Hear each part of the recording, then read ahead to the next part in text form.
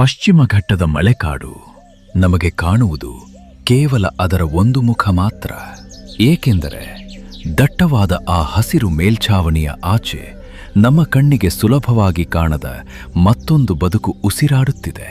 ಆ ಬದುಕು ಕೇವಲ ಒಂದು ಜೀವಿಯತ್ತಲ್ಲ, ಒಂದು ಕುಟುಂಬದ್ದು, ಒಂದು ಮಳೆಕಾಡಿನದ್ದು, ಲಕ್ಷಾಂತರ ವರ್ಷಗಳ ವಿಕಾಸದ ಪಯಣದ್ದು. ಪ್ರತಿಯೊಂದು ಮುಂಜಾನೆ ಒಂದು ಹೊಸ ಪಯಣ ಆರಂಭವಾಗುತ್ತದೆ.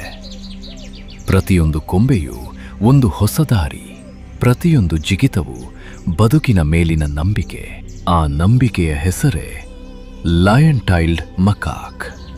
ಅದರ ಕಥೆಯನ್ನು ಅರಿಯುವುದು ಒಂದು ಅಪರೂಪದ ಜೀವಿಯನ್ನು ನೋಡುವುದಷ್ಟೇ ಅಲ್ಲ, ಪಶ್ಚಿಮ ಘಟ್ಟದ ಹೃದಯದ ಬಡಿತವನ್ನು ಆಲಿಸಿದಂತೆ. ಶೀಘ್ರದಲ್ಲೇ ಮಾಯಾವನ ವೈಲ್ಡ್ ಲೈಫ್ ಯೂಟ್ಯೂಬ್ ಚಾನೆಲ್ನಲ್ಲಿ